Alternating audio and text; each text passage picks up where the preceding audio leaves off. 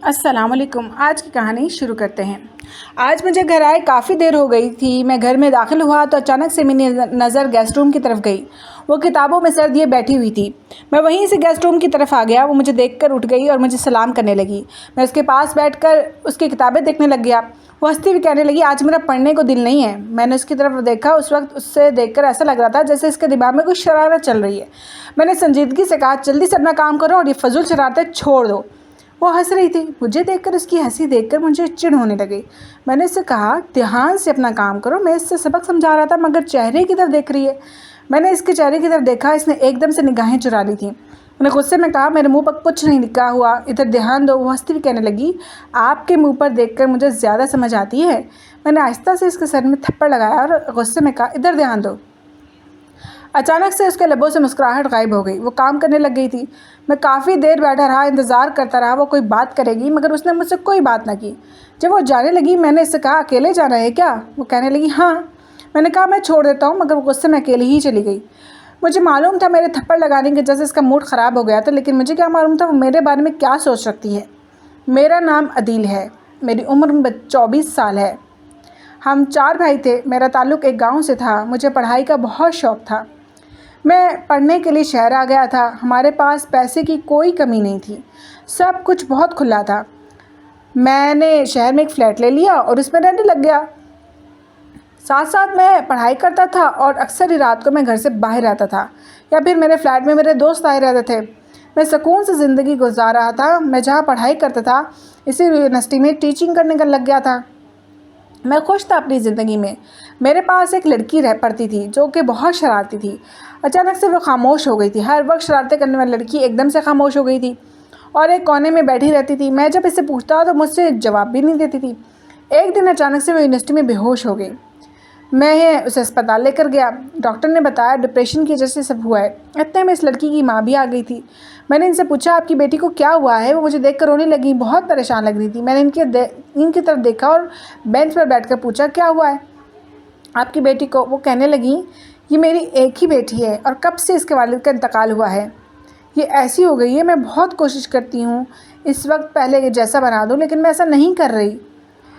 इससे दोबारा पहले जैसा कर पा नहीं रही और बुरी तरह से रो रही थी। मैंने इन्हें दिलासा देते हुए कहा, परेशान होने की ज़रूरत नहीं है। आप क्यों परेशान हो रही हैं? इसे बस थोड़ी सी तवज्जो की ज़रूरत है, इसके बाद बिल्कुल ठीक हो जाएगी। इसे कोई तवज्जो देने वाला नहीं, कोई प्यार करने वाला नहीं। मैं सोच रही हूँ इसकी शादी कर दूँ। उनकी बात सुनकर मैंने कहा, क्या हो गया है? मसले का हल शादी नहीं हुए। ये बात दिमाग से निकाल दें। आप इससे वैसे ही ठीक करने की कोशिश करें। शादी का जिक्र करेंगी तो वो और ज़्यादा परेशान हो जाएगी। मैंने इन्हें समझाया लेकिन वो मेरी बात ही नहीं सुन रही थी। बस ये कह रही थी, मैं इसकी किसी अच्छे से इंसान से शादी करूँगी जो मेरी बेटी को मोहब्बत देगा। उनकी बात सुनकर मैंने इनसे कहा, आप अपनी बेटी को मेरे पास ट्यूशन भेज दें। मैं कोशिश करूँगा कि इसको ठीक कर सकूँ। वो हैरत से मुझे देखकर बोली। मैं बोला, इससे आपके घर क्यों भेजूँगी? मैंने इनकी तरफ देखकर कहा, वो आजकल पढ़ाई पर तवज्जो नहीं दे रही तो मैं इसे ट्यूशन पढ़ा दूँगा। मेरी बात सुनकर कहने लगी, ये भी सही है कि इससे शायद वो कुछ ठीक हो जाएगी। इनकी बात सुनकर मैंने इस बात में सर हिला दिया। उस दिन के बाद वो मेरे पास आने लगी। मैं इसे पढ़ाने के बाद बहुत सी बातें करता था। उसका ड्राइवर उससे लेने आ जाता था और वो पहले की तरह होने लग गई थी। आखिर उससे मैंने पहले जैसा कर दिया। उसका मुझे देखकर हंसता, खुश होना मुझे अजीब सी कश्मकश में मुब्तला कर रहा था। मेरे साथ बहुत ज़्यादा अटैच हो गई थी। अक्सर मुझे कहती थी, आपको छोड़ कर जाने का दिल नहीं करता। आज यूनिवर्सिटी में लेक्चर से फ्री होकर मैं बाहर आया तो अचानक से मेरी नज़र इस लड़की पर पड़ी। वो किसी लड़के के साथ बातें करने में मगन थी। मैं इस लड़के को देखकर थोड़ा हैरान भी हुआ था क्योंकि मैंने सुन रखा था वो लड़का अच्छा नहीं है, लेकिन वो इसकी ज़ाती ज़िंदगी थी, मैं कुछ नहीं कह सकता था। वो जो मर्ज़ी करती, लेकिन कभी कभी मैं सोचता मुझे बताना चाहिए कि अच्छा लड़का नहीं है। एक दिन जब मैंने उसे बताने की कोशिश की तो गुस्से में कहने लगी, आप मेरे सर हैं, मेरी पर्सनल लाइफ में टांग अड़ाने की ज़रूरत नहीं है। उसकी बातें मेरे दिल पर खंजर की तरह लगी थी, लेकिन इससे बिल्कुल भी एहसास नहीं था इसने मुझसे कैसे रवैये में बात की थी। ना ही इसे कोई शर्मिंदगी थी, लेकिन मैं इससे दूर होने लग गया। मैं इसे पढ़ाता था, फजूल बातें नहीं करता था, ना ही इसे खुश होने की कोशिश करता था, ना ही कोई फजूल बात होती थी हमारे दरमियान। मुझसे पहले की तरह ही बात करती थी। इसका रवैया भी पहले जैसा ही था। शायद वो बात भूल गई थी। मुझे इससे बातें करते हुए बहुत हंसती थी। मुझे कभी कभी कहती, शादी कब करनी है? तो कभी कुछ तो कभी कुछ। एक दिन मुझे गुस्सा आ गया। मैंने भी इससे गुस्से में कहा, आपको ज़रूरत नहीं मेरी ज़िंदगी में टांग अड़ाने की। जब मेरी मर्ज़ी होगी मैं तब शादी कर लूँगा, जो मेरा दिल करेगा मैं कर लूँगा। मेरे इस तरह गुस्से में चिल्लाने पर सहम सी गई। मैंने इसे बातें करना भी छोड़ दिया था और अब मुझसे दूर हो गई थी। लेकिन वह चाहकर भी पढ़ाई नहीं करती, कहती पास से छोड़ सकती थी क्योंकि इसकी माँ ने जो कहा था इसने वही करना होता था। एक दिन इसकी किताब देख रहा था, मुझे हिचकी की आवाज़ आई। मैंने इसके देखा वो रो रही थी। मैं घबरा गया। मैंने तो उसको कुछ नहीं कहा, फिर क्यों रोने लग गई थी? मैं इसके पास बैठा प्यार से पूछ रहा था, क्या हुआ है, क्यों रो रही हो? इसने आंखों पे हाथ रखा और रोए जा रही थी। मैं इसके पास बैठा और धीरे से इसके चेहरे से हाथ हटाया। लाल आंखें होने की वजह से और ज़्यादा आंखें लाल हो गईं। मैंने इसे पूछा, क्या हुआ है, मुझे कुछ बताओ तो सही। वो अपने आंसू रगड़ के साफ करती हुई नफ़ी में सर हिलाने लगी, लेकिन उसके आंसू बुरी तरह गिर रहे थे, जिससे इंसान इज्जत की इंतहा पर हो। मैंने नरमी से पूछा, आपकी मामा ने कुछ कहा है क्या, या मेरी कोई बात बुरी लगी है? और नफ़ी में सर हिलाने लगी, रोते हुए मेरे कंधे पर लग गई और मेरा दिल बुरी तरह से धड़कने लग गया था। मैंने इससे पूछा, क्या हुआ, कुछ बताओ तो सही। रोते न जाने से क्या हुआ, उसने मुझे खुद से धक्का देकर दूर किया। उससे मैं कहने लगी, मुझसे दूर रहा करो। मैंने हैरानगी से इसकी तरफ देखा। मैं तो इसके पास गया भी नहीं था, वो मुझे खुद से दूर करने की बात करी थी। मैं दूसरे सोफे पर बैठ कर कहा, कब तुम्हारा रोना बंद हो जाएगा तो बताना, मैं तुम्हें पढ़ा दूंगा। मैं ये कहकर गुस्से में कमरे से निकल गया, लेकिन मैं शायद किसी स्ट्रेस प्रॉब्लम में थी जिसकी वजह से ऐसा कर रही थी। ऊपर से मैंने इससे गुस्सा भी कर दिया था। काफ़ी वक्त बाद आया वो जाने लगी थी। मैंने इसकी तरफ देखा, वो मुझसे नज़रें चुराती हुई वहाँ से चली गई। आज उसने कुछ पढ़ा भी नहीं था। अगले दिन जब मैंने इससे वजह पूछी तो देखा वहाँ पर इसका मूड काफ़ी ख़राब था। मैं देख रहा तो फिर से पहले जैसी होती जा रही थी, फिर से अलग बैठना, दूसरों से दूर रहना। कोई वजह तो थी इसके रवैये की। मैंने इसकी एक दोस्त से पूछा तो वो मुझे हैरत से देखती रही, फिर कहने लगी, आप क्यों इसके बारे में पूछ रहे हो? मैंने उससे कहा, वैसे ही पूछ रहा हूँ, पढ़ाई पर तवज्जो नहीं दे रही है। मेरी बात सुनकर कहने लगी, कुछ नहीं हुआ इससे, और आप भी मेहरबानी फरमाकर इससे कुछ मत पूछना। वही कहकर चली गई।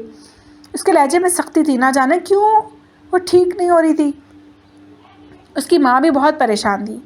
एकदम मैंने इसे देखा, वो यूनिवर्सिटी के छत की तरफ जा रही थी। मैं इसके पीछे पीछे जाने लगा। छत तो बिल्कुल वीरान हो रहा था। जैसे ही मैं इसके छत का मंजर देखा तो मेरे रोंगटे खड़े हो गए। मैं तो गुस्से में इसका नाम पुकारा। इसके साथ साथ वहाँ खड़े लड़के ने भी मुझे देखा, और ये वही घटिया लड़का था जिसके साथ मैं इसे इतने दिनों से देख रहा था। वो मेरे पास से इससे पहले कि वो मुझे कुछ कहती, मैंने पूरे ज़ोर से इसके मुँह पर थप्पड़ लगाया। इसके होंठ से खून बहने लगा। मैंने कहा, दफ़ा हो जाओ नीचे, इस लड़के पर और को मैं देख लूँगा। और डरती हुई वहाँ से भागने वाले अंदाज में चली गई। वो लड़का मेरी तरफ आया और हंस के कहने लगा, वो मेरी मलकियत है, तुम चाहकर भी इससे मुझसे दूर नहीं कर सकते। मैं जानता था वो बहुत बदतमीज़ है, लेकिन मुझे नहीं मालूम था मुझसे अपने टीचर से इस अंदाज में बात करेगा। मैंने गुस्से में कहा, देख लूँगा मैं तुम्हें। ये कहकर मैं नीचे आ गया।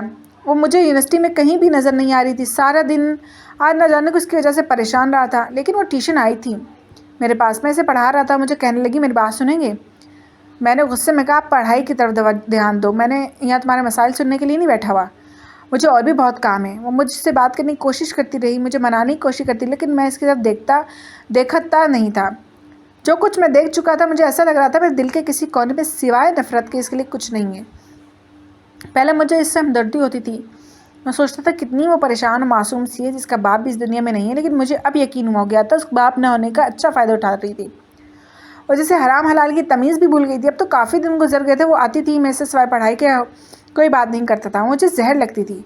काफ़ी रात हो गई थी, बारिश बुरी तरह से बरस रही थी। वो अभी तक नहीं गई थी। वो मुझे कहने लगी, कॉल नहीं लग रही ड्राइवर की। उनका तुम्हारी मामा की कॉल आई थी, वो कह रही थी जब बारिश रुकी छोड़ देना मेरी बेटी को, तो आराम से बैठ जाओ। वो सोफे पर बैठ गई। इसको देख रहा था, बुरी तरह काँप रही थी। मैं तो कमरे से जाने चला गया। मुझे इसकी क्या परवाह थी। कमरे में हीटर के बावजूद मुझे भी ठंड का एहसास हो रहा था। मैंने कंबल ओढ़ लिया। अचानक से मुझे इस लड़की का ख्याल आया। मैं उठा और गेस्ट रूम में गया। वो ठंड की वजह से काँप रही थी। मैंने इससे कहा, जाओ तुम यहाँ से, मैं यहाँ सो जाता हूँ, तुम मेरे रूम में चली जाओ। वो डर के नफ़ी में सर हिलाने लगी। मैंने कहा, सही है, मर्ज़ी है तुम्हारी। मैं अपने कमरे में आ गया। रात के ना जाने कौन से पहर मैं फिर से गेस्ट रूम में आया तो वो सो रही थी। खुद में हीटर के बावजूद भी काँप रहा था। वो भी सर्दी से काँप रही थी। मैंने बेसख्ता इसके पास गया, इसकी बंद आँखों को देखने लगा। उसके चेहरे पर आए बाल हटाने लगा। वो एकदम से उठ गई। मुझे यूँ कूद के करीब देखकर सिमट के पीछे हुई, फिर इर्द गिर्द देखा। डरती हुई कहने लगी, मुझे मामा के पास जाने, प्लीज़ मुझे मामा के पास छोड़ाएं। वो रोती हुई कह रही थी। मैंने गुस्से में कहा, मौसम देखो बाहर तूफान इतनी ही ना। फिर वो बुरी तरह रोने लगी। फर्श पर बैठ के इसका पूरा वजूद काँप रहा था। मैंने इसे कहा, उठो चलो रूम में। मैंने इसके बाजू से पकड़ा और धक्का दे दिया। मैंने एकदम से थप्पड़ लगा दिया इसके मुंह पर। वो डर गई थी और मैं साथ रूम में आ गई। सुबह जब मेरी आँख खुली तो जैसे इसकी हालत थी वो बरहना हालत से कम नहीं लग रही थी। कपड़े फटे हुए थे। मैं एकदम से उठा, उसके इर्द गिर्द चादर डाली। गुस्से में कहा, खुश और गुस्से में कहा, खुश हो? नफ़ी में सड़ने लगी। मैंने कहा, रात को ये सब इसके बाद सटे लाने लगी। मैंने कहा, इसने कहा तुमने रात को ये सब इसके बाद चादर भी डाली? मैंने बेड पर बिठाया हुआ अपने आंसू साफ करके कहने लगी, गुस्सा है खुद पर। मैंने इससे कहा, रात भर गुस्सा निकाल दिया, आप बताओ क्या हुआ था? मैंने इसके हाथ को अपने हाथ में लिया हुआ, निगाहें झुकाए हुए बोली, इसे पसंद करती थी, इसे मोहब्बत करती थी, उसे कहती थी मैं तुम्हारे लिए कुछ भी कर जाऊँगी। फिर मैं जब पहली बार इसे मिलने गई, इसने जैसे कपड़े बोले वैसे डाल कर गई थी। हर काम उसकी मर्ज़ी से किया। मुझे अपनी इशारों पर नचाता, जैसा लिबास मुझे देता मैं पागलों की तरह पहन लेती थी।